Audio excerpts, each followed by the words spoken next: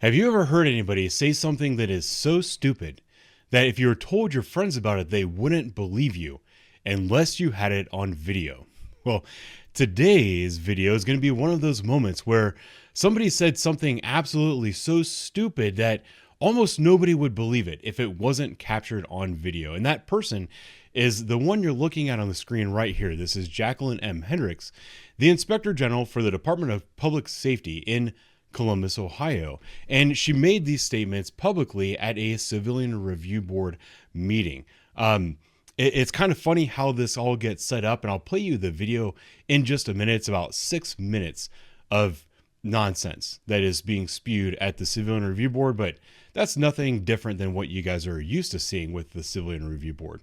But basically what she said is that she is going to, or she thinks that she has the power and authority to defy Ohio Public Records Law by withholding the names of her investigators that are investigating these complaints against police officers and often falsifying the documents that they're filing to support their sustained allegations against police officers, or often making statements to the people filing these complaints that are completely fictitious, erroneous, and nothing short of actual lies. Her response to her investigators being called out for lying on official documents and lying to citizens is that she is now going to withhold their information from the public. Before we go any further, I'll let you hear it directly from her. Any comments from our review committee? Or questions from the board? I have one. I think on this particular one right here, the investigator's name was not on the case. And I think that, that we should have known who the investigator of the case was. Yep, and that. So we have went to a new format in which we no longer put the investigators' names on the reports. The report strictly comes straight from the office, and that has a lot to do with, I would say, a lot of things that are being put on social media, which is affecting my investigators by intimidating them and putting their names out there, their pictures, and I would say, you know, I signed up for this, so I don't mind my name being out there, but I really want to protect my investigators because the investigations that that are conducted are reviewed by me and approved. So that's the reason why we've actually decided to remove their names from the investigations.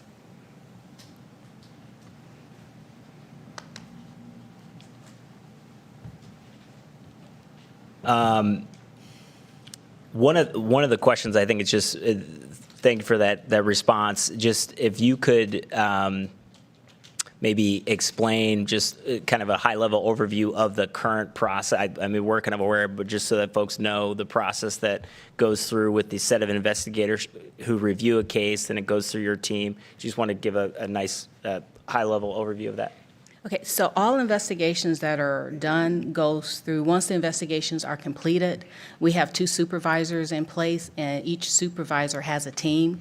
So once the investigations are done, they actually go through a peer review among themselves. They also meet weekly and discuss the cases, which is kind of good. It allows them to share the information among some of the cases that are being done. But the review goes through the supervisors. Once the supervisor finishes their review, then it goes to the deputy inspector for his review. And then once he's done with his review, then that review comes to me. I do the final review, and then once we're done with it, then we submit the review to the Civilian Review Board for you to have that final review and approval. But it does go through layers of review, and that's not just reviewing the reports, it's reviewing the documents, it's reviewing whatever audio, it's reviewing body cam. I mean, it's an extensive review just to make sure that everything is accurate and thorough and reflects not only what the complaint is, but also reflects whatever allegations we're looking at and whatever policies and procedures that we're investigating to see whether or not there was a violation. Excellent, thank you. I have one more question. Going back to the question that I previously asked you about the investigator's name not being on the case, Is this something that's going to be policy for all investigators, or is it just for some investigators? Oh, no, this is going forward. This is something that we implemented in February. So what you might find is some cases that still have the names on there were probably cases that were submitted prior to us going to this new format. In February is when we went to the new format. And then we had some additional training. So going forward, you won't see the investigators' names on the case. But what we do want is for the board to really just kind of focus on like the investigation and see whether or not, we do know who the investigators are. So we will definitely monitor if there is an issue or something that we see consistently with an investigator, but going forward, we just don't have their name on the final report that's submitted. Thank you for that. And so you had mentioned that there's been kind of statements on social media and others about individual investigators. Maybe you don't have to elaborate too much on that, but could you maybe explain in the sense of, I don't know, in terms of whether the city, how you handle that as your office aside? There's this approach. Is there other efforts being made in terms of just getting clarity over the office and what's happening in terms of maybe statements that are made on social media? The thing that I can tell you is that anything that's made on social media, we are aware of it and we do monitor it. But unless the comments or things that are made on social media is something that affects a policy or procedure, at this point, it's nothing that we can do about it. But we are aware, we are monitoring it, and then if there becomes something that we're able to do, we will make sure that we can do something. We have actually also talked with the attorney's office to see if there's some other avenues in which we can pursue. But at this point in time, we feel the best way to pursue that is to remove the investigator's name from the report to kind of provide that layer of protection of their name and face being brought out there. All right, first of all, I did take some notes, but I'm going to do my best not to refer to them very often. It's just, there's actually a lot of stuff in that 6 minutes of video that I think is important to address. The first thing that I would like to address about that video is that this whole like question and answer thing where they're like, does anybody have any questions or anything about this case? And this guy, Reverend Charles Tatum, raises his hand and is like, yes, I noticed that there was not an investigator listed on this case, and I was wondering why. Never in the history of a civilian review board have they ever mentioned a specific investigator or talked about the specific investigator or anything of that manner whatsoever. This was 100% a set-up conversation. And you can kind of tell by the way they're kind of smiling at each other. This is a piece of propaganda. This was a setup where members of the Civilian Review Board were told what questions to ask, and then that was going to give this woman the opportunity to come out and say what it is that she wanted to say. I am quite confident that this is propaganda, and I know who orchestrated this propaganda, and I can show you his information right here. This is the LinkedIn account for Glenn McIntyre. I believe that's how you pronounce his name. He is an assistant director for the Department of Public Safety and the Public Information Officer. Prior, his experience, what qualifies him to be an assistant director of public safety for the city of Columbus, Ohio? Well, he used to be a news personality. He worked for local CBS affiliate 10 TV. That's what his qualifications were. So he's an assistant director and public information officer. His job is to control the narrative. Basically what he is he is the director of propaganda for the Department of Public Safety in the city of Columbus, Ohio. And an interesting thing about him, if you pull up his Facebook, so I'm trying to clear up my notifications. If you pull up his Facebook, here's his LinkedIn where he talks about being the assistant safety director for the city of Columbus and all that other stuff. If you pull up his Facebook, he says that he is a news personality, which he has not worked in news for a very long time. And if you scroll through his Facebook, which I'm not going to do a whole lot of, you see all this Columbus Department of Public Safety stuff about police officers and dispatchers and all that other stuff, because clearly That's what his job is. It says, we are hiring public relations specialist. That's kind of funny. Because he's like the minister of propaganda for the city of Columbus, the Department of Public Safety. He views himself still as a media personality. He's a propagandist. And that is, I'm quite confident saying that he is the genesis for this video. Now, getting into kind of the meat and potatoes or the guts of the video, what did she say? What was her statement about? She said, going forward, we will no longer be releasing the names of our investigators due to posts that are being made on social media that list their names and faces and all that other stuff. What she's talking about is she's talking about me. She's talking about me and my demands for accountability that is not being held in her office. Makes it a little bit smaller so you can see the entire thing. I put out videos about public servants working for the city of Columbus and their incompetency, their ineptitude, their inability to tell the truth on official reports. I'm naming those people because this stuff is important. This is information that the public and the taxpayer needs to be made aware of. And I am calling for accountability. Apparently, the Inspector General Hendricks doesn't believe in accountability for her people. She only believes in accountability for other people, so she doesn't want that information to be out there. If we could just take a quick walk down memory lane, I think it was December 18th of last year. I looked all this stuff up a little bit ago, but I don't have it necessarily in front of me.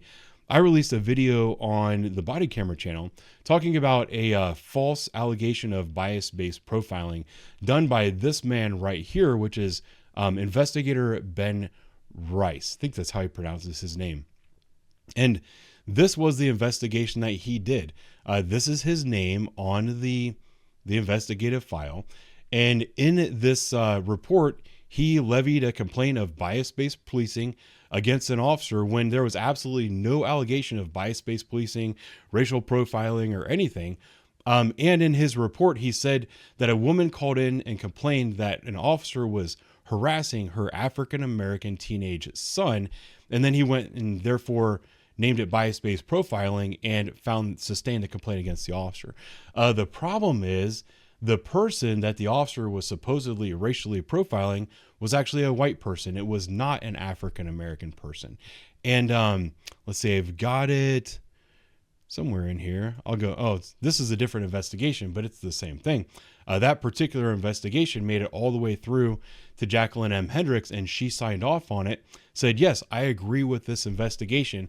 I agree that this African-American teen was being harassed for no reason other than his race. Therefore, this is bias-based profiling. So I will support Benjamin Rice in this case. When I made that video, the Inspector General was forced to come out publicly and say, hey, we were made aware of an error in our report, but this is the statement that she released. I'm not going to read the whole thing. Sorry, I'm talking too much today. I'm not going to read the whole thing, but basically what it says is, yeah, we were informed that there was an error on our report. We've corrected the error, but we stand behind the investigation. So they believe that even if you take out the words African-American teen, this is still a case of bias-based profiling, which is absolutely impossible. What she's doing in that case is she is lying. She is lying in order to cover up for her bad employee, her incompetent employee that does not know what he's doing. Another fun fact about investigator Benjamin Rice right here is that he, once again, this is another complaint that he was the lead investigator on. This one was a couple months later, the first one was September 2023. This is November 2023. You have the investigator Benjamin Rice. This is the reason it's important to get the investigators' names on these reports. There was a complaint that somebody violated police policy of bias-based profiling, and then he sustained that complaint. And that is the complaint where right here, Jacqueline M. Hendricks once again signed it on November. I just got that. She signed it on this November the 10th, 2022, but the investigation actually occurred on November 10th, 2023.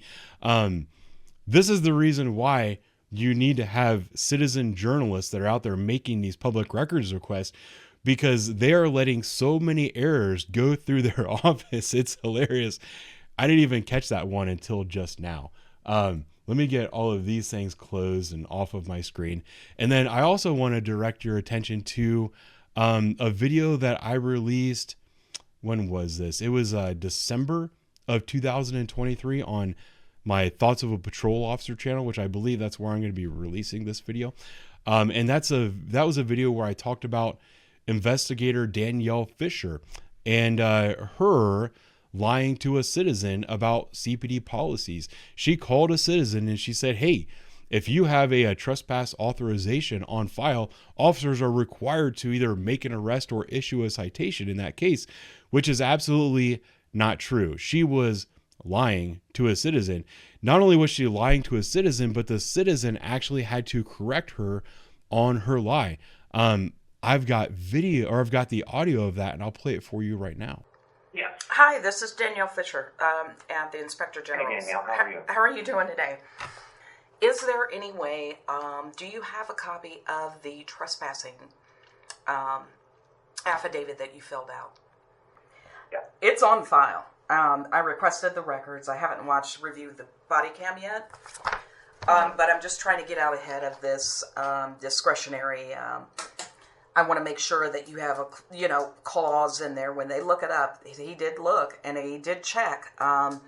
However, he should have made an arrest or he should have written a summons for this individual. Okay. So, yeah. So my understanding is the way that trespassing form is written is it's at the officer's discretion and he's under no obligation to arrest, but he's got the right to arrest. Is that correct? He has the right to, but if you have the language in there, you told me these are known individuals. They're the same people. They are, you know what I mean? So if you have to put language in there, please remove this. Okay, I don't have any language other than no one's allowed to be there. Oh. It just says, no one has authorization without.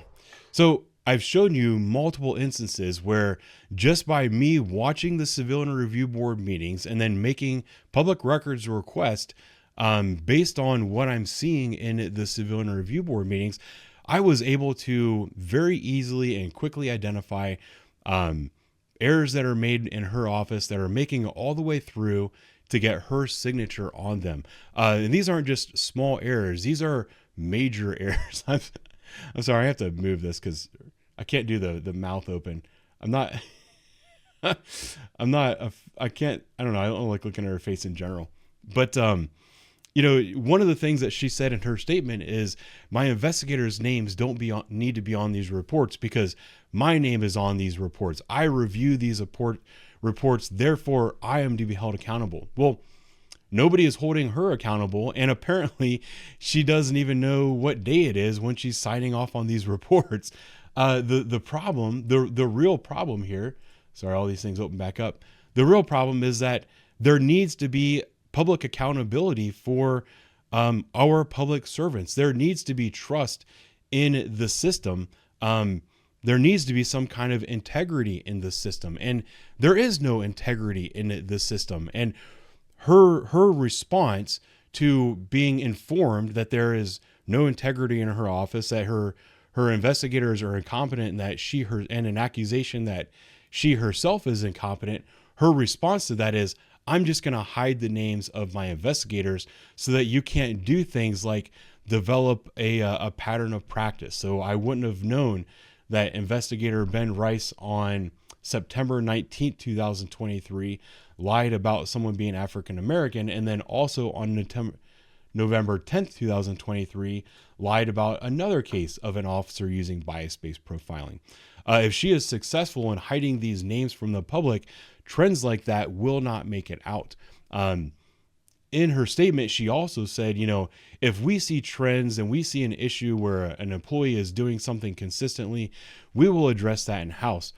But that's actually not true. She has already come out publicly and lied on behalf of one of her investigators. And I can also tell you that when it comes to this particular case, where it was the white teen that they said was a black teen, they said that they stand behind the investigation. They're also saying that this was just a clerical error. That's the reason it said African American. It had nothing to do with them just making stuff up. That's not what people with integrity do. I'm trying to think what the next point that she said. Oh, and she's trying to say that these efforts by me, my efforts of journalism, of showing what's going on and what taxpayer dollars are being spent on. She's saying that this is an effort by me to intimidate these people and make it impossible for them to do their jobs. My response to that would be, if you were doing your job and your employees were doing their job correctly in the first place, I never would have had cause to make a video. The only reason I'm making these videos, and the only reason this content exists, is because your own ineptitude. You have absolutely no right to turn around and accuse me and blame me of doing something wrong when all I'm doing is exposing the reality of what is going on here. The proper response to my videos exposing the ineptitude in her office and exposing faulty systems of inaccurate checks and balances, or a complete lack of checks and balances, her response to that should actually be to send me a letter and say, thank you. Hey, thank you for everything that you're doing in exposing the truth. Our office now has new policies, and we're operating in a way that we will prevent this stuff from ever happening again. The other thing that she should do, or that she would do if she had any integrity whatsoever, would be the instances where it has been proven that one of her investigators lied to a citizen or lied about an officer. There should be a public apology when it comes to that kind of stuff. The investigator should be forced to call that person that they lied to and say, hey, you know what? I was totally wrong in doing that. I need to take ownership of that. When an officer is falsely accused of bias-based profiling, you need to issue an actual retraction that should be attached to that letter, because I can tell you, just knowing how public records work and how, this isn't the right one. And this is from talking to a couple of attorneys that I talked to about this stuff. This case of bias-based profiling that was against Officer Mike Shannon last September, this is a permanent investigation that's in his file. If the Office of Inspector General doesn't issue some kind of amendment letter or something like that, this is going to be the final say that is in his file. It's going to say that he had a sustained complaint of bias-based profiling. Now his file is also going to have a rebuttal from the chain of command. But if this is supposed to be a process where, we don't believe in police officers investigating themselves, that we need civilian oversight, because the civilian oversight is supposed to be independent and have some integrity. How's that going to look if you have the independent civilian oversight board accusing an officer of bias-based profiling, basically of being a racist, and then his chain of command does everything they can to completely refute that? If you have these people out there that don't trust the police, which side of the story are they going to follow? They're not going to believe the police officers, and they're going to continue to come out and call officers like Officer Mike Shannon a racist. And this is all because of the false reporting that is done by your office. A full retraction and a full amendment needs to be made to that document. That is the right thing to do. That is what somebody with integrity would do, but that is not who Jacqueline M. Hendricks is. The other side of this, and this is something that's very important, and I know that I'm a little bit all over the place, and I want to button this up relatively soon here. Imagine the response if the police department handled accusations of misconduct the same way she is handling accusations of dishonesty and lying on official reports and misconduct in her office. Imagine if a police officer was accused of falsifying documents and lying about a citizen in order to charge them with a crime. And the chief of police came out and said, you know what? I was made aware that an officer had an error on his report. I fixed the error, but I stand behind the officer's investigation. Does that make any sense to anybody that's watching? Now, let's take this a step further and say that the chief of police is going to say, you know what? I'm tired of my officers getting named and shamed in public and having their names dragged through the mud. They didn't sign up for this. I signed up for this. My name is ultimately on this. I'm responsible for everything that happens in this department. Therefore, I'm no longer releasing the names of my police officers that are conducting investigations. Would that fly with anybody? It absolutely would not.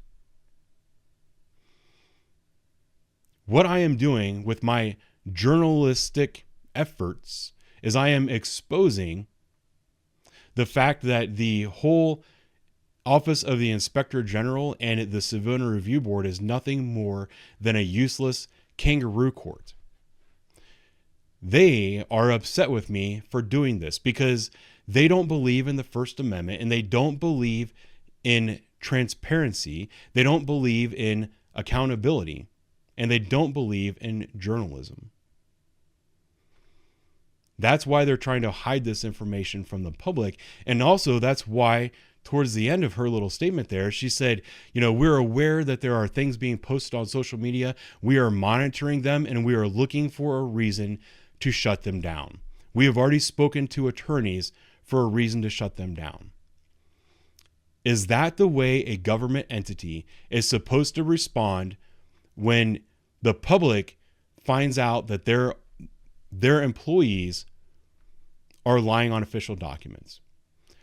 I exposed her for incompetence, for signing off on documents that she shouldn't have signed off on, for signing off on false allegations. For God's sake, one just popped up on the screen I wasn't even aware of. She put the wrong freaking year on an official document. And her response to that is to attack me and say that she's speaking to attorneys and that she's looking for a reason to shut me down. That is not how this works. I think that's it for me today. Thanks for watching. I'll talk to you later.